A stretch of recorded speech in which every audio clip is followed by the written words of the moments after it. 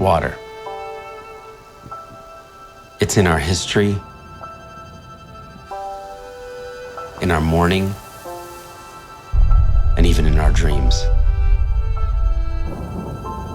It's in the sky and the earth and in us. Both angry and playful. And always there, like a spring just beneath our feet.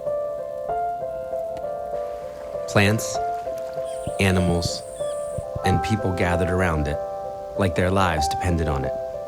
Because they did. They still do. As you watch this, there's the same amount of water on Earth as there was when it was formed. It stays the same, and yet it is always changing. Solid, liquid, gas. And just like water, our lives can change forms too, and we can become something else entirely.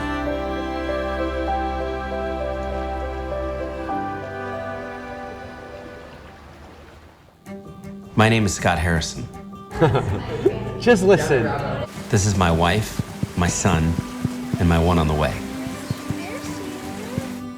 I lead an organization called Charity Water, and our mission is to bring clean water to everyone on the planet. I live in New York City now, but I didn't always. I grew up in suburbia, and this was my house. My dad was a businessman, and my mom was a writer. They loved each other, and they loved me. We were a happy family, until we weren't. When I was 4 years old, my mom collapsed on the bedroom floor. We'd just moved into a new house, and our house had a carbon monoxide gas leak, but none of us knew it until then. She didn't die that day, but her immune system did. She became allergic to everything. Perfume, the ink from books, radio waves. She wore strange masks all the time and was often connected to oxygen. The toxic gas destroyed her immune system and, in a way, my childhood too. After the poisoning, our roles reversed, and I began to take care of her. As the only child, I had to be a good one. I learned to cook, do laundry, and take care of the house. I was a good Christian kid who played piano in church and wanted to be a doctor when I grew up to help sick people like her. Until I turned 18.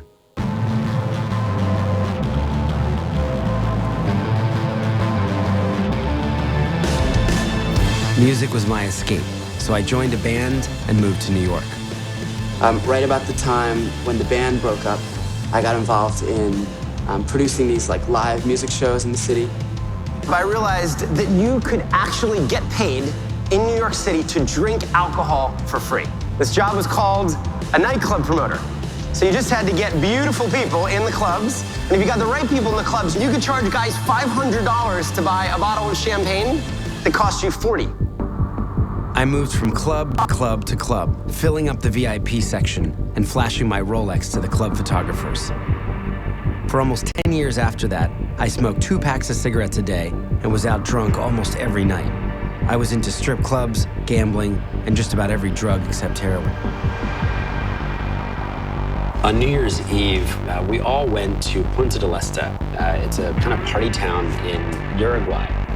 We rented this incredible house with cooks, waiters, and magnums of expensive champagne. Although it looked glamorous on the outside, there was a long decline in happiness. And I remember just feeling so unhealthy about it all. The next day, the party was still going, but I wanted the music to stop.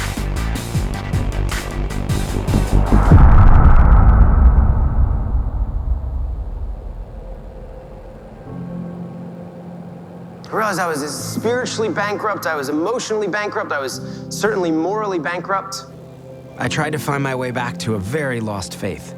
I wanted things to be different.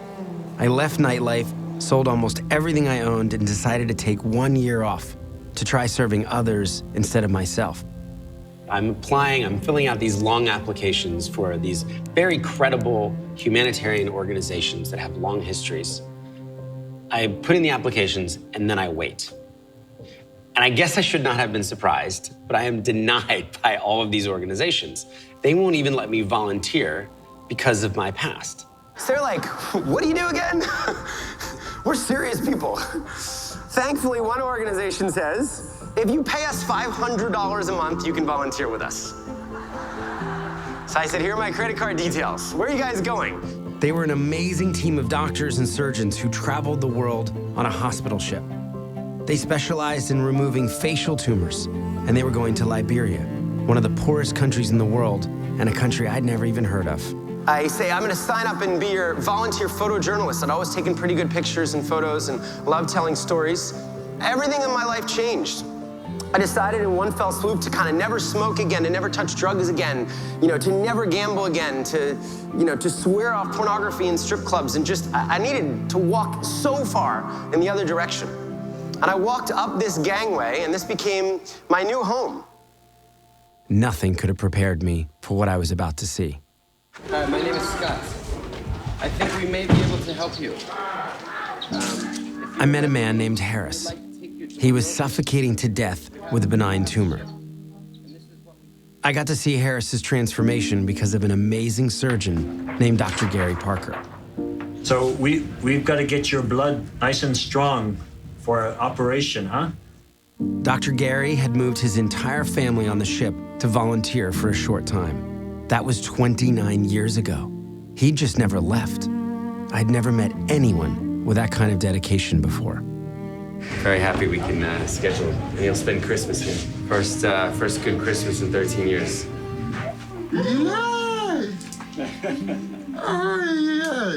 A couple weeks later, I got to take Harris back home to his village with an entirely new face, ready to start a new life. The uniform that's put on people when you have these terrible deformities is you're rubbish, you're worthless, you're spiritually cursed, and when you can change the uniform, it's huge. And the person starts to imagine that they might not be rubbish after all. No one in our world is rubbish.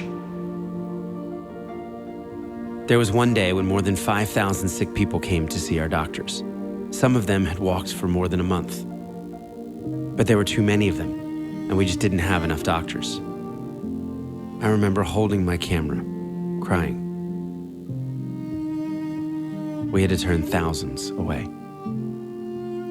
We were changing individual lives every day, but I wanted to do even more. I'm documenting these life-changing surgeries, but I started to spend more and more time out in the rural villages. And as I would travel around these villages, I would see the most shocking things. 475 people living here. And this is what they're drinking. You can see there's bugs crawling around in it. I'm sort of putting this together saying, look, thousands of people are turning up sick, and the most basic need for health isn't even met. It wasn't okay. Kids shouldn't be drinking from scummy swamps or ponds or rivers. أرجوت ستي خلوي ستي أتقامي نرنا لو مجن سلام منجستنا صبق ماينان ستلنا. He came here to fetch water, and a crocodile fell into the river. And a crocodile snatched him. Disappeared. Not even our body was not even found. There were so many diseases caused by bad water: cholera, dysentery, trachoma, bilharzia, things I'd never even heard of. On top of that, I found out people weren't just drinking this filthy water, they were breaking their backs to get it. Women and girls are usually the ones responsible, often walking for hours every day. As a result, many girls never make it through school. They trade in their education and dreams to carry 40-pound jerry cans so their families can have water. Dirty water is responsible for more death in the world than all forms of violence, including war. Even if it were 1 million people, this would be a crisis. But it's not 1 million. It's 663 million people that live on our planet right now without access to clean water. That's twice the population of the United States. Nearly 1 in 10 people worldwide. Behind those statistics were real lives, people who were dying because they couldn't get clean water. And many of them were children.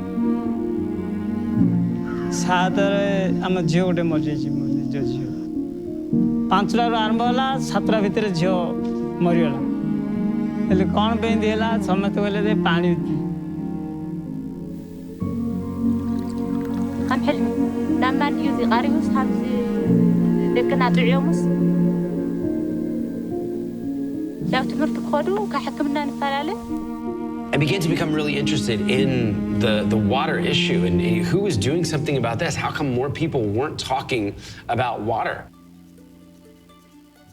I came back to New York City ready to go. So it started with a party. It's the only thing I knew how to do. I was a nightclub promoter.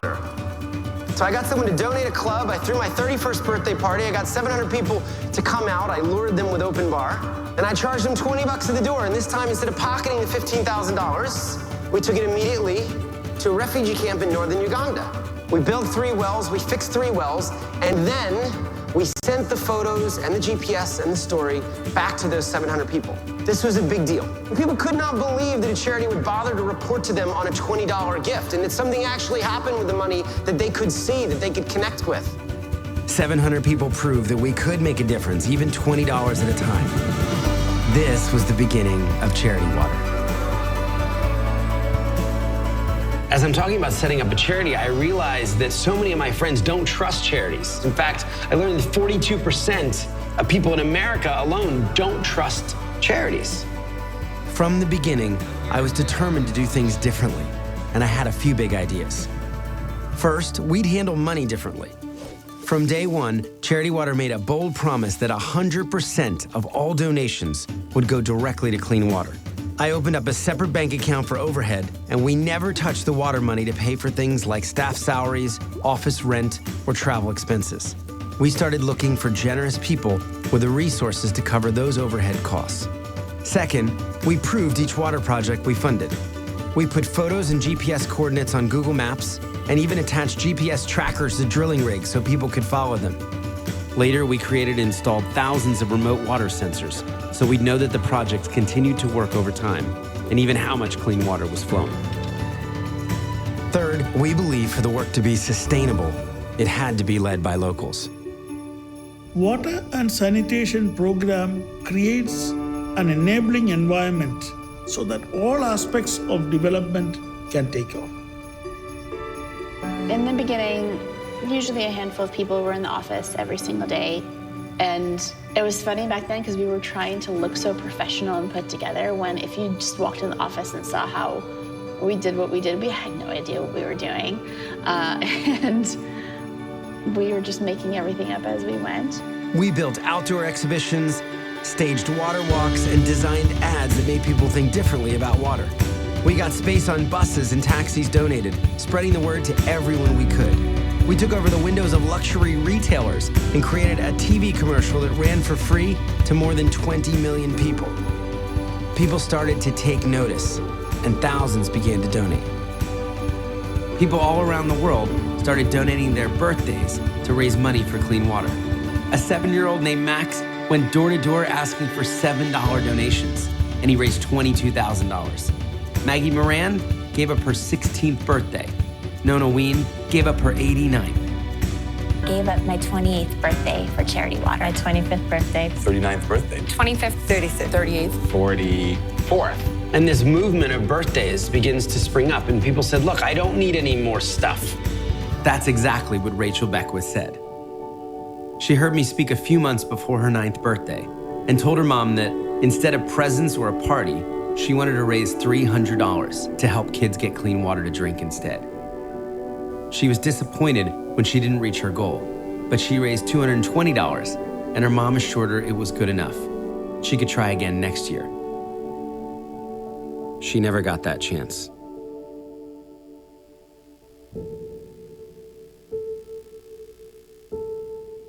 A few weeks later, Rachel lost her life in a car accident.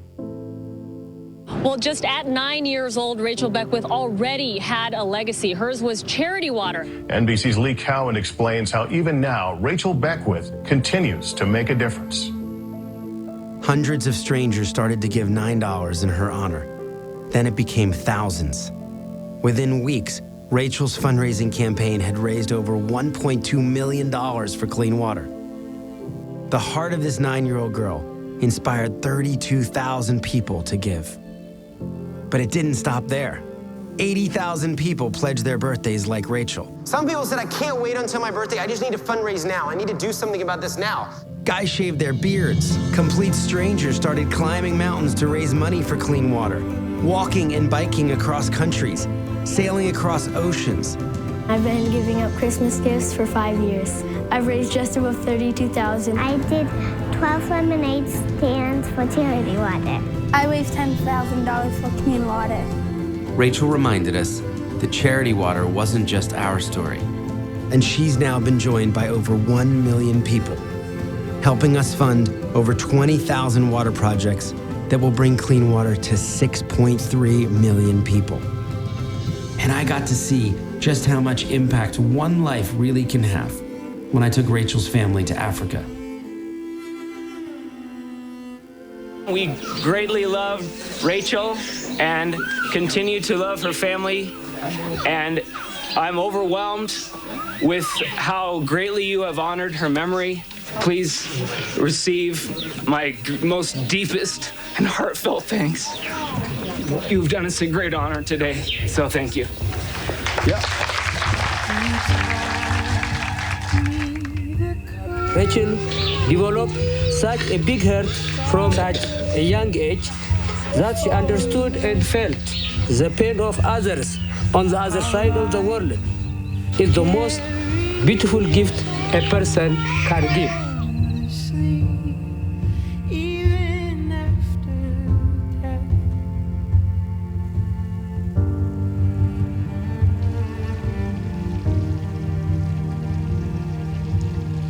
Lives all around the world were being changed. The kids I saw sitting in the mud with the pigs, drinking swamp water, were now drinking clean water from wells. Cholera, parasites, leeches, those were all now things of the past. Clean water and toilets made a huge difference in schools and improved education for students.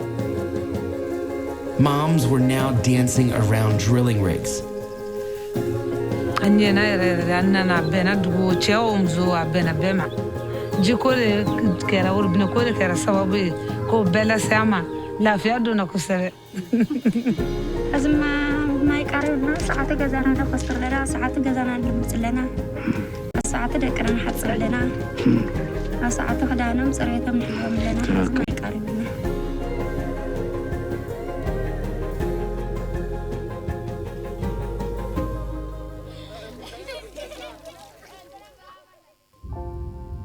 In the beginning, there was water, always changing and bringing new life wherever it goes. It did for me and for so many others in very real ways. Even though I didn't grow up to be a doctor, I'm thankful that my childhood gave me awareness of the importance of health, of life. Dr. Gary is still on that ship, helping people every single day. My mom is still here too, fighting for her health. My son knows and loves her well. So will my daughter. Now I know the world will change by the time my children reach my age. But I believe there are only a few times in each of our lives that we get to witness a truly historic global moment.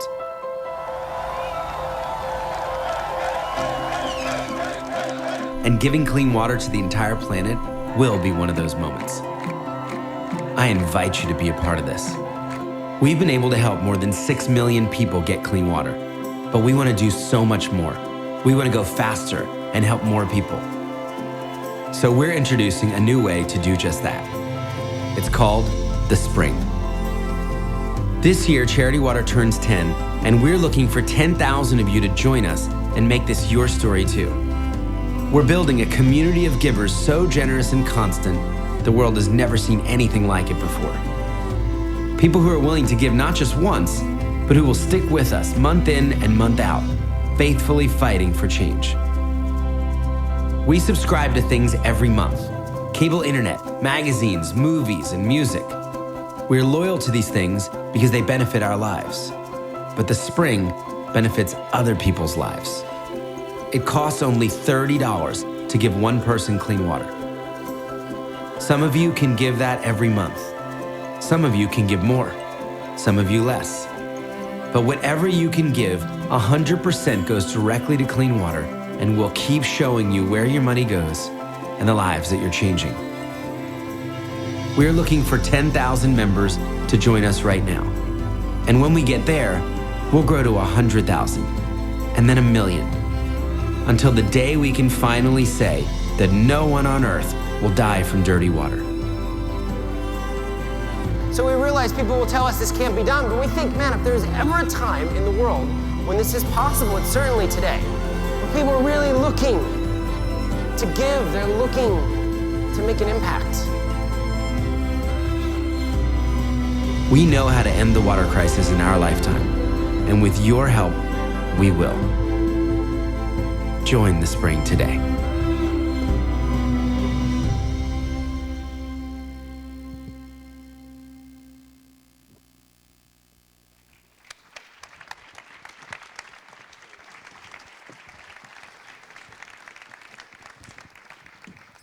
Did you enjoy it? This is how awesome Scott is and his mission. Scott, we've seen the story of how it started and what's happening right now. Can you just jump in to the very beginning of now you had the experience of going to Africa, you've seen what's needed. How do you get it from an idea to something incredible like this? Yeah, so exactly 10 years ago, I come back from this trip and I've seen these crazy tumors. I've seen thousands more people turn up to see our doctors that we can help. Learn about the water crisis, and then I come back to New York and try to start this thing.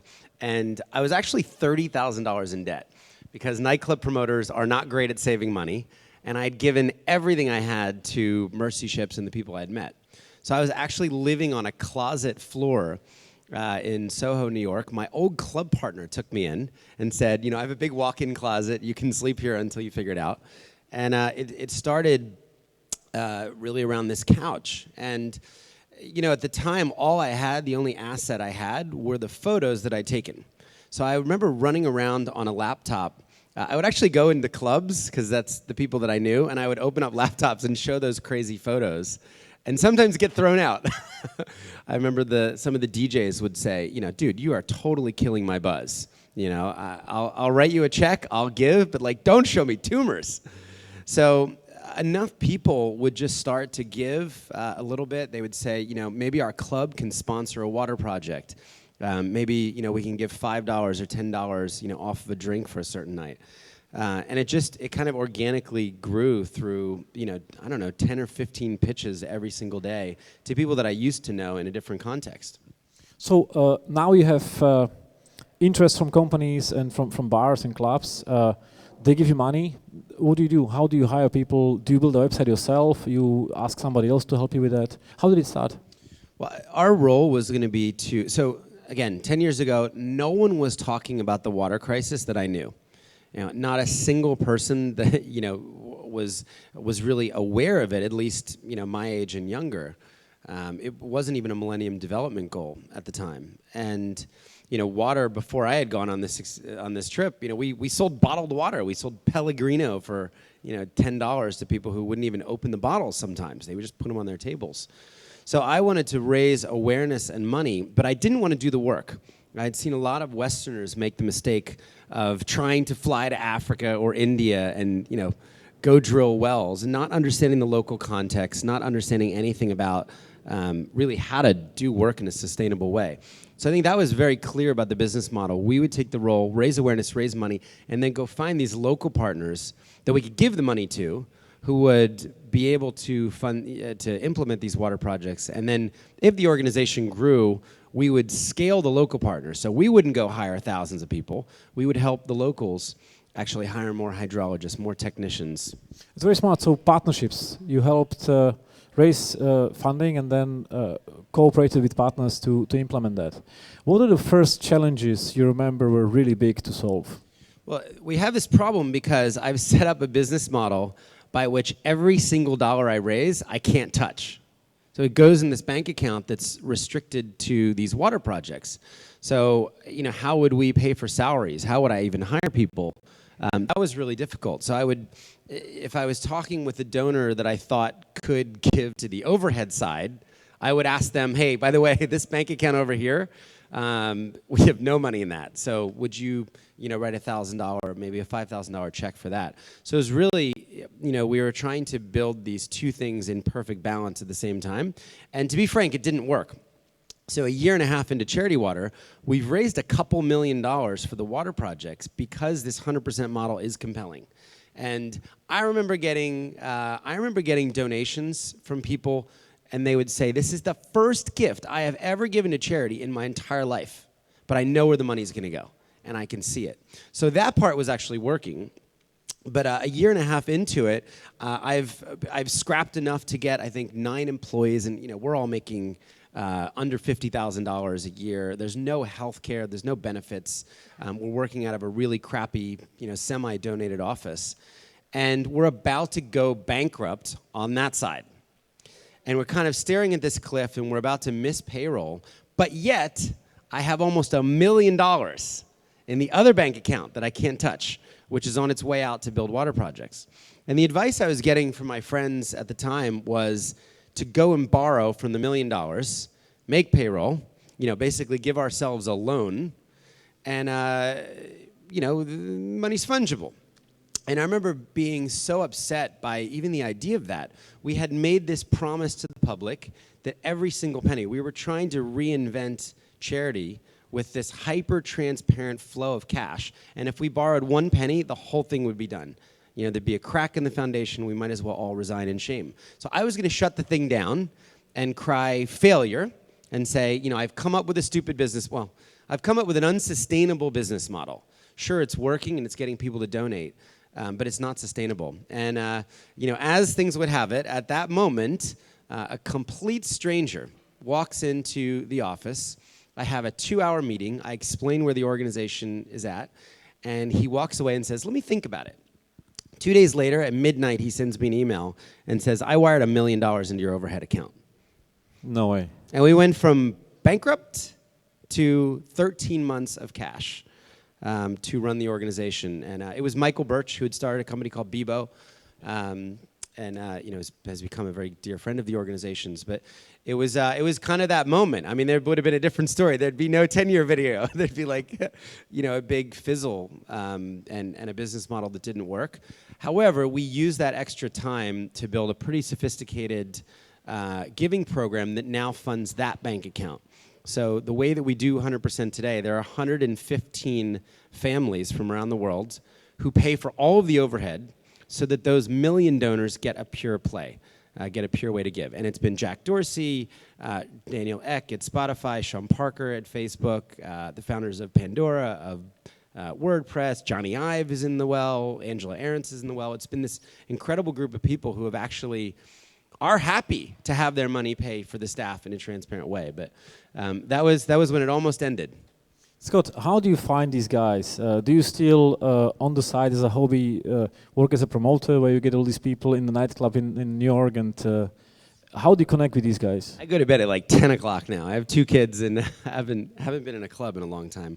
I think just through a network, people will introduce you to to others. So I get random emails all the time. Hey, I'm in Finland, and there's a guy that started a gaming company who's looking to give.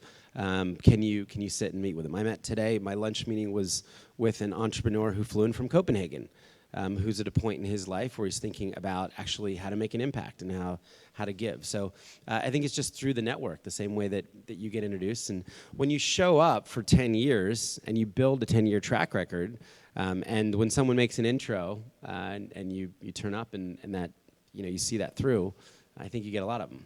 Yeah, you do.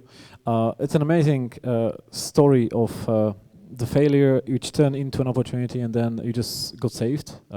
by karma and by people believing what you do.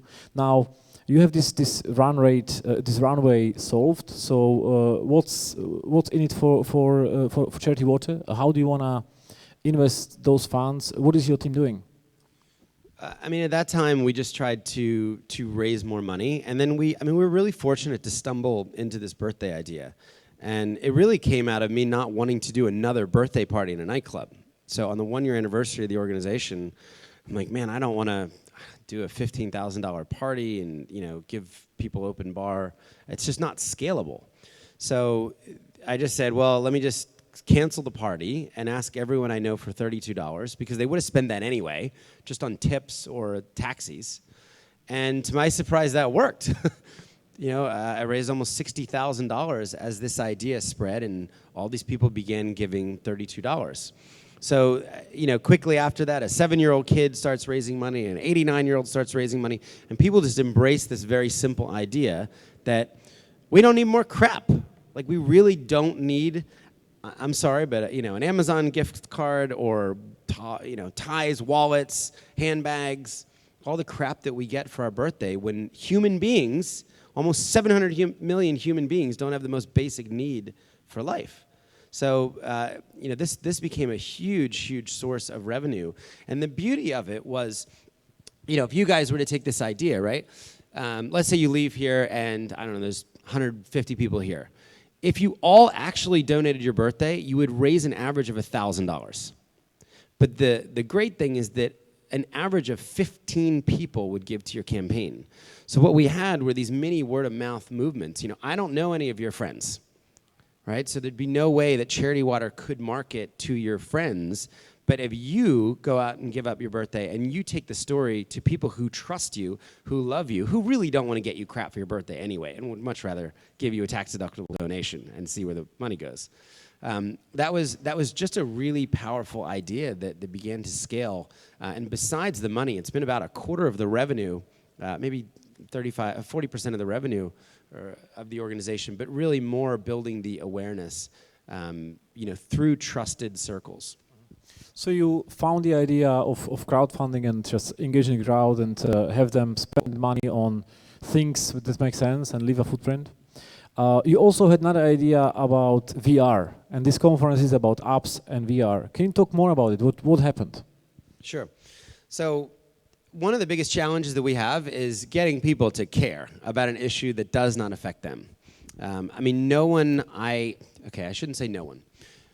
99% of the people that I talk to have never walked 5 hours for dirty water. 99% of the people that I talk to have never watched a child die of diarrhea because they drank from a river. So this is just not something that affects people here, in the developing world. America's water coverage is 100%. The UK's is 100%. I was in Ethiopia 3 days ago. It's 40%. So that's a real challenge, is just getting people, A, to understand about an issue that is not in front of their face, like homelessness or cancer, and then get them to do something about it, get us to care for our brothers and sisters living, thousands of miles away, who we are not selling things to. So, we've done that by telling stories, by images, by videos. And when I saw VR for the first time, I realized I could take people probably the closest that I could ever get someone without being there on a trip. And, for a sense of scale, we've had 1 million donors to the organization.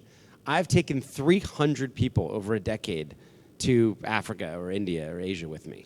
So, VR became a way where we could create more empathy, more compassion. And we shot, this kind of starts the story started with a 13-year-old girl living in a village in Ethiopia who had been walking 8 hours for dirty water with a clay pot on her back. And at the end of one of these walks, she stumbles and falls before she reaches her house, and she breaks her pot and she spills her water. And instead of going back, to fix her pot or get a new pot and get water, she hangs herself from a tree in this village. So all the villagers find a 13-year-old girl with a noose around her neck swinging from a tree in the village. This is what we deal with. This is the actual water crisis. Her name was Ledikiros Hailu. She was living in a town called Maida. So the idea for VR was really to go and tell a story of a 13-year-old girl who could be helped.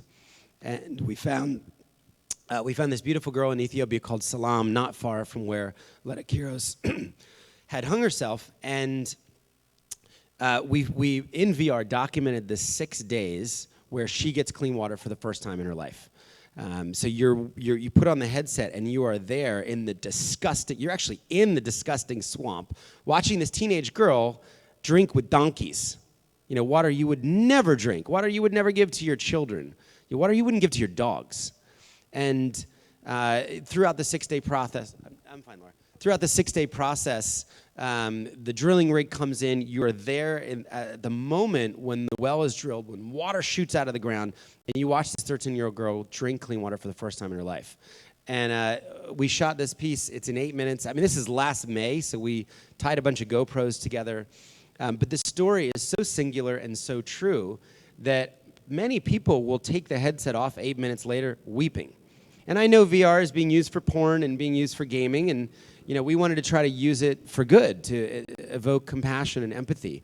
I had one guy walk into my office who had already given a gift. He watches this thing, and he takes the headset down weeping. He throws his wallet down on the conference table and says, "I haven't given enough," and he writes a $400,000 check to give 40 villages clean water.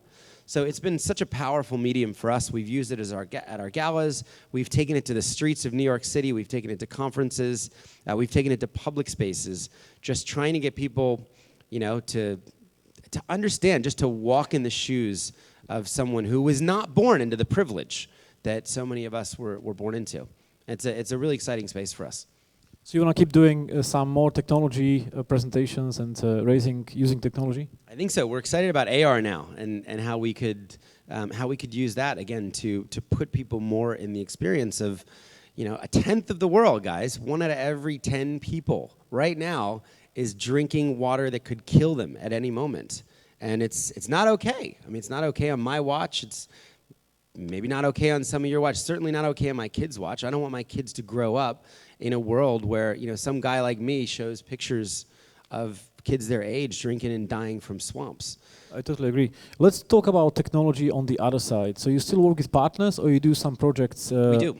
Yeah, we work with 24 partners across the world, and we employ 1,600 locals today. So oh, wow. We have a small team in New York, only 75 people in New York that are building charity water, that are raising awareness and money.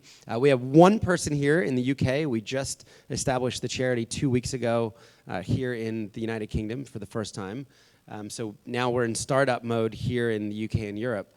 But the real heroes are the 1,600 people around the world that are leading their communities forward. It's Rwandans in Rwanda, it's Ethiopians in Ethiopia, it's Cambodians in Cambodia, and that's really the exciting thing. So they are the ones that are taking this money and turning it into clean water. Yes. So we are here at a conference which is about technology. So VR and apps, mobile. How does technology influence what you do on the ground?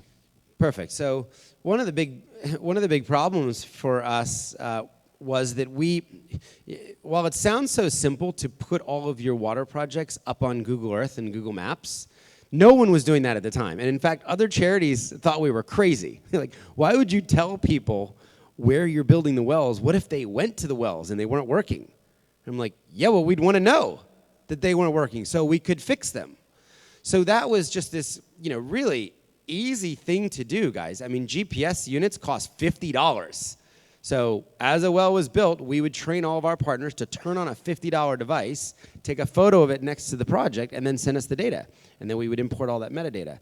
So 5 years in, we have all these projects up. We've made this data set publicly transparent from day one. We start thinking about it. Okay, well, what if 10% of the wells are broken? That's a freaking lot of villages at this point. And we wanted to know that water was continuing to serve these communities over time. And all we knew was that water was flowing on day one, the minute the project was complete. So I pitched Google this idea to build a sensor. And there was nothing out there in the market that we could use. I said, well, what if we could just create a remote sensor? We could install it in the most rural areas, in Ethiopia, in Malawi, in Bangladesh, in Guatemala. And back in New York, we would know 5 years later, 7 years later, that Rachel's wells are continuing to work and that those communities aren't back at the swamp. So Google awarded us a $5 million grant, which was the largest grant they had ever given a nonprofit in the history of the company at the time. And we worked with 20 different labs to develop a sensor. We open sourced everything. And now we've installed 3,000 prototypes in Ethiopia. So this is an amazing thing. We have the largest data set of rural water supply in the history of the world. And we're just getting started. And I can open up a laptop and find a precise water point and tell you how many liters are being pumped every single day and tell you at what time the women are getting up in the morning to get the first gallons or liters of clean water, and sometimes 4:15 in the morning in the cool of the day before the sun gets up. So for us, it's about not only transparency, trying to continue to hold charities more and more accountable. We are stewards of funds. We have a deep responsibility to these funds to make sure they have an impact and not hide, as well as making sure that people are drinking clean water for years to come. It's a very cool idea. As you're mentioning the funds and responsibility, there's a question here from the audience. How does the charity make sure that the full amount of donated money goes to the intended recipient and not get stolen by thieving governments and middlemen? Thieving governments, I love that. So we actually don't work with the local governments. We work with the local nonprofit organizations and a few for-profit drillers. But there are 19 people at the organization whose entire job is to make sure that two things: that the quality of the work is being done well. So that would be things like cement mix, right? Is our cement for these well basins being made properly? Are the communities building fences around these water projects to keep the animals out? Are they sanitary? So there's a team that goes out and is doing spot inspections in every country. The other team is going out auditing and just tracking the money. That looks like, I'll give you an example. If we buy 10,000 bags of cement in a country, our internal audit team will go and buy cement on the local market and make sure it's what we paid for it, right? Because if we're buying bags of cement at $15 and cement only costs $12, well, we just got ripped off $30,000. 10,000 bags times $3. So there's a whole rigor, when you've been at something for 10 years, just like any of you here that would be in supply chain. Probably at the very beginning you were getting ripped off. 10 years later, you're asking for, $132 refunds if they can't prove where that $132 is spent. So we have a great team of experts who have over 100 years of experience doing that. Yes. So now you know stuff. It's hard to fool you by locals. It is, and I think most. Again, not giving money to a government, that's not our model. Most of the people that are out there are, look, if you want to make money, you don't become a well driller. You don't become a hydrologist. These are not the well-paying jobs in the countries where we work at. They are the jobs that people are making sacrifices to see a better future for their country. Our well drillers in Ethiopia make $4,000. Okay, I would pay one of our Ethiopian employees 20 grand. So they're taking a huge pay cut to work for the local organization. And they're actually out there, in some cases, drilling 29 out of 30 days a month, taking one day off to maximize an 8-month dry season. Because there's 4 months, when the rains come, the roads get washed out, they can't do anything. So yeah, it's not like these you get in the business of helping your own people because you want to be corrupt and steal money. It's just, there are many other businesses that you could do a much better job at that. That's true. You guys don't have a job, you have a mission. You want a mission and you want to make sure people get partners are on a mission too. I'll give you just one story. Our partner in India, in Orissa, India, has been leading a local NGO, a local non-government organization for 35 years. His founding story was when he was a child, he saw his grandfather feed one of the Dalit workers from a hole in the ground. And he says to his grandfather, why did you just feed that worker like you would feed the dogs? And his grandfather said, well, that man is a dog, and all those people are dogs. And something in Joe Madiath just snaps. And he's like, this is not okay. And he spent 35 years trying to bring equality to the lower caste through water and sanitation. And what that looks like is he goes into a village and he says, I will bring in a water system, and I'm going to bring in high-quality piped water, toilets and showers, but 100% of the people in this village have to share the water. 90% of the villages say no. We are not all drinking the same water. We are not all equal. So he works in the 10. He's had villages deliberate for over a decade and finally break down and come back. So he has 400 people working for him that are all from Arissa and people that are, so that's the profile of a partner that is totally mission-driven to bring equality, to bring water and sanitation to their own people. Let's jump to present and with the outlook of the future. What is your biggest challenge right now? It's hard to raise money year in and year out. January 1, we started zero. So that's a really difficult thing. One of my biggest regrets is not building a recurring revenue model earlier. The birthdays are great, and you should all go and do it, but once you do a birthday, it's one and done. So people will do a birthday with us. That 7-year-old kid had a great experience. He raised a bunch of money.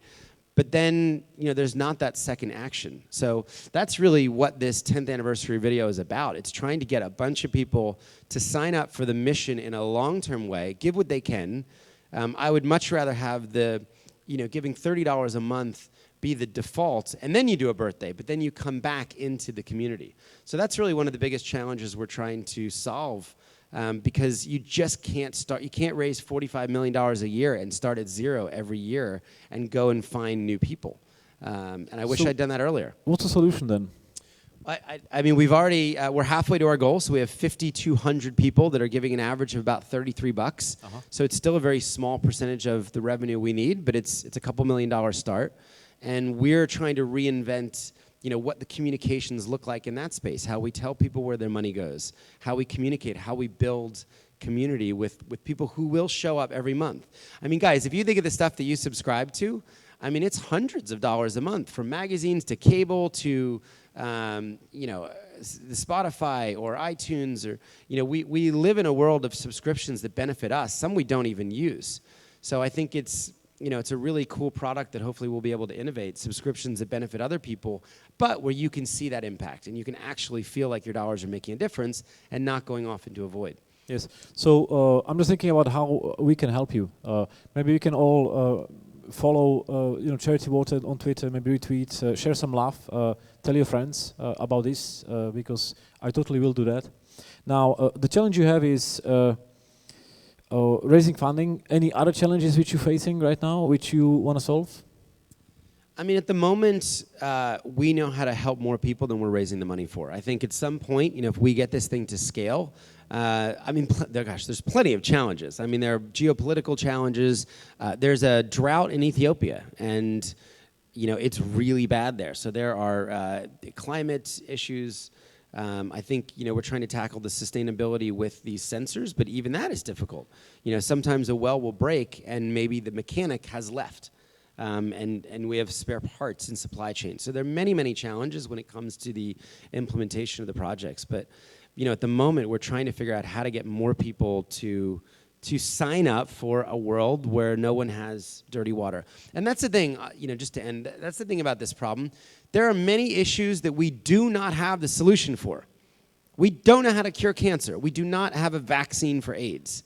But we actually know how to bring clean water to every person on this planet. Definitively, there is not a single person that we're scratching our heads and saying, oh, how do we get them clean water? A lot of different things work. You can dig wells, you can drill wells, you can build rainwater systems, you can build filtration systems, lots of different things. But it's not a mystery. We don't have the will, we haven't allocated the resources, but it's not a mystery. And I think, it's an exciting time in the world to think about a problem like this actually being solved.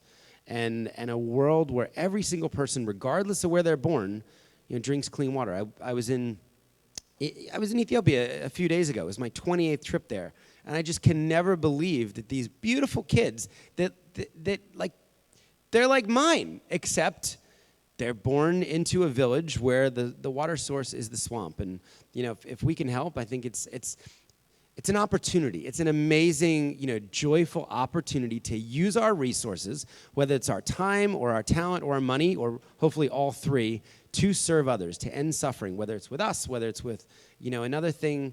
I think charity used to be about guilt and shame. And we used to try to make people feel really guilty, and you all remember those ads with the flies on kids' faces and the slow-mo sad looks. I don't think people are signing up for that. I think it should be a joy to give. It's an opportunity to use your gift, to use your talents in the service of others. And we're hoping just to grow the movement and invite more people in. Yeah, you mentioned the kids in Ethiopia. We have a question here on Slido. If you can switch back the screen to Slido. From Tim. How do you prioritize locations to create new water pumps? How do you do that? Yeah, so in all of these countries, our local partners will have strategic plans, typically a 5-year strategic plan, and they are going for 100% coverage in whatever region. So we're working in 4 different states in Ethiopia, and there would be a 5, sometimes a 10, sometimes even a 15-year vision. And then you pick the sites via that plan. So if you have a bunch of drilling rigs, you'll typically share the mobilization. Imagine these concentric circles as you work in districts that all start touching each other. So it's not a haphazard, like, hey, let's just go drill 10 wells randomly. There are strategic thinkers, and often even the McKinseys of the world will come out and work with a local partner and say, okay, you have 100% vision. Here's the best way to approach it in the most cost-effective manner. So the site selection is really done in our partners. Sometimes we will equip them with the research or the resources to actually make smarter choices. Okay. Charity Water, you started 10 years ago. Where are you now to where you thought you're going to be in 10 years? Yeah, so I get asked that question a lot. Most times that question gets asked, at least in our very small charitable space. Oh my gosh, did you ever think you would raise $250 million and help 1% of the people that needed water get it? That's impressive, by the way. So my real answer is I thought we would be 10x. Like literally, I thought we would have raised billions of dollars by now. And it's my ineptitude literally, it's water. It's clean water for humans, and 100% of the money goes.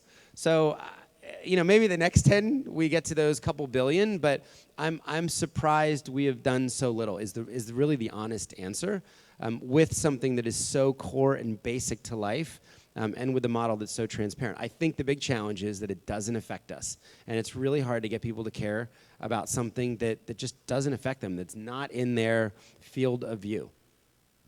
What is the future of giving? Well, I think it's more transparent. I think everybody in this room, expects more from charities than they have been delivering for many, many years. I don't think it's direct mail. So I think the age of charities buying your physical mailing address off of a list and sending you a bunch of paperwork and asking you for a check, I think those days are gone. I think it's about connectivity. I think it's about creating more empathy, more compassion, getting people to feel the suffering of others and get excited about helping, but then also track those results and hold charities accountable to stewardship. And, I'll tell you guys, people are open to a lot of value propositions. So it's less about, I think the big thing is just knowing where your money is going. If I told you all right now that the biggest problem at Charity Water was a $5,000 copier and that our copy machine broke and for some reason we needed it to do our mission, this room would come up with $5,000 for the worst, crappiest overhead cost to buy a copier if you knew that your money was actually going to meet that need. And I think that's the future of charity, the black hole, the not knowing, the throwing 5 or 10 pounds into the bin and just not knowing does it end up in an endowment or a salary. That's the past, and people are going to expect a lot more from their dollars and their investments, both at a $30 level or at a $30 million level. Where are you with raising from companies versus people? Companies are about 20% now of the total revenue of the organization. But it's interesting, when we work with a company, we try to work with them to engage their employees.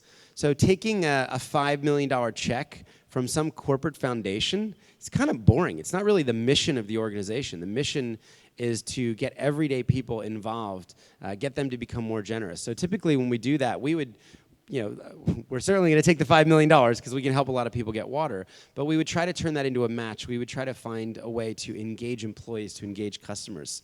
And we've been able to do that with a bunch of companies. You know, one other thing that we've done with the startup world is we've had a lot of founders recently who haven't been able to give big amounts of money, pledge equity. Pledge a percentage of equity to Charity Water. We've been working with something called the Founders Pledge, which is it's a 2% minimum. And a bunch of people have said, look, I'm building my business and I want to stay connected to the issue, and I want to make sure that, you know, I'm not greedy years from now if I actually do get a huge payout. And that's actually been a kind of a surprising thing that's been happening. And a lot of people have been coming to us saying, you know, I'll give you a little piece of my personal business to feel connected, even though I can't write a big check now. So I think that's the future of giving too, is, you know, nobody was talking about giving equity, you know, 5 or 10 years ago that wasn't, you know, publicly traded or wasn't liquid. Yeah. How many of you are running a company or a founder of a company? Raise your hand. Oh, it's more than half. So the Founders Pledge is a simple organization which doesn't take any money. What they do is they speak with a founder, and if a founder is comfortable, even if your company is small, you basically assign a pledge where after the company gets sold, you assign 1 or 2% of the company to a charity of your choice. You decide. And what Scott is saying is that many companies are now many founders are choosing Charity Water. So if you're going to be signing it, think about Charity Water. It's a very cool organization. Scott, one of my last questions before we take 1 or 2 from the audience is new technologies which you're excited about, which can help anything with water, bring people water. Any projects which you think might be soon close enough to launching and doing it on a wide scale? You know, most of the water technologies that we hear about are just not appropriate for the rural poor. You know, the 660 million people without water, 90% of them are living in rural villages. So desal and, you know, a lot of this stuff is just, it's so cost prohibitive. I mean, it's not even close. You know, it's 100x what someone can afford. We actually made some mistakes early. We did a couple, you know, early big systems where we had to drill so deep, 1,000 feet, 300 and some meters deep, wow, that we needed electricity to pump it out.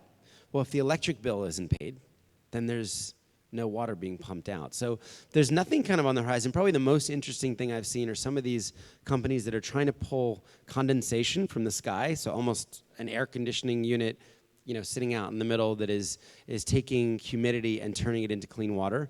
Right now, the yield is a fraction of what we would need in these villages. You know, to give you, just to give you a comparison, one of those hand pumps you saw, like one of the wells that Rachel built, they're doing about 1 million liters a year. So you know, imagine your little Hilden water, or your, you know, a bottle of Evian. You know, if we went to the deli, they'd cost us at least $1 each. So the output of these simple systems, which are age old, you know, are blowing away the technological solutions from a cost-effective and an output point of view. So there's nothing kind of, you know, that we're dying to try right now. That's probably the most promising. If you could make that a lot more efficient and get water from the sky, turn it into clean drinking water, I think that could be viable. Okay, let's do 2 questions from the audience, and let's make sure we can wrap it up on time. Any questions? Raise your hand. Okay, there you go. Please stand up, and I'll rephrase a question onto microphone.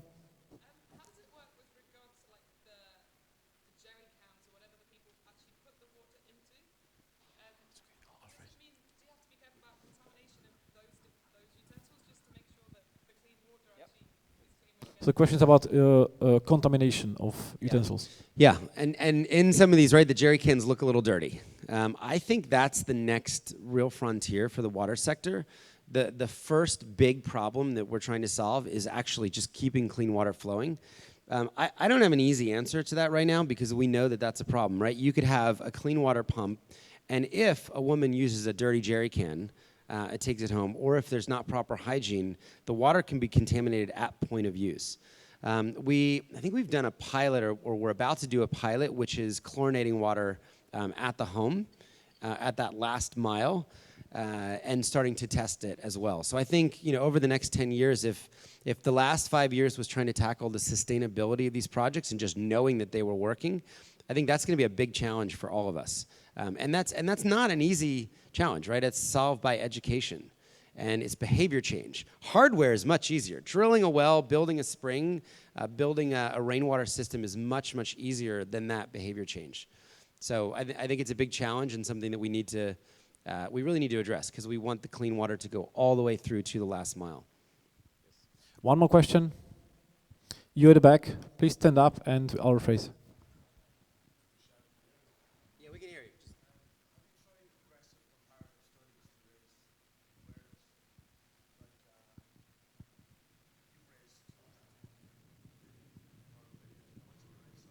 $250 million.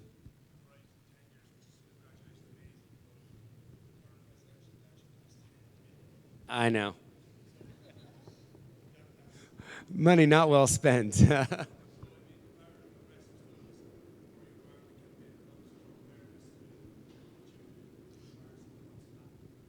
the question is, have you tried comparative aggressive stories to raise awareness?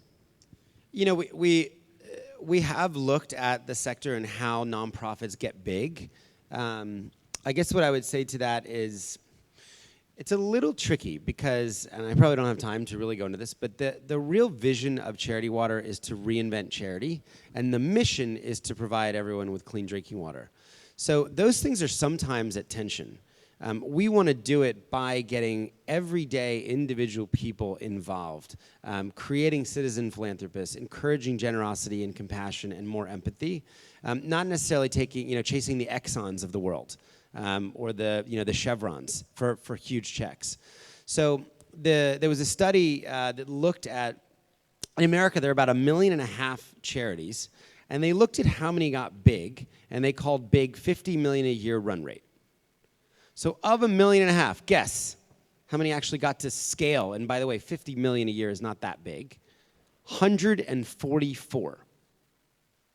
So it's actually very, very rare. So in that comparative study, right, 1.499 million never got to scale, and 140. So they looked at the 144, and they were actually expecting to find diversity in funding streams. They expected to find that these guys were just getting money from everyone, from foundations, from companies, from governments, from individuals. They found the opposite. They found the ones that had gotten big, had focused, had doubled down, and the ones that raised money from the governments never raised money from the public. They just, they couldn't even talk to the public or market to the public.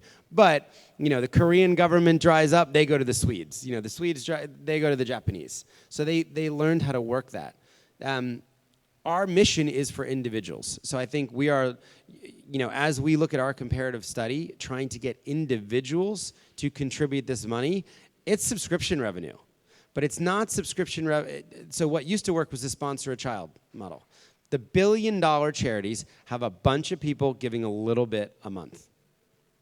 So that's, we're a little too late in that. But if you think about it, if we got 1 million people to give $30 a month and give one person clean water, we are orders of magnitude bigger than we are. We're a $360 million a year organization. We're about 9x bigger than we would be currently at 40 million. So when you think about that, getting 1 million people to give a person clean water a month, that feels doable.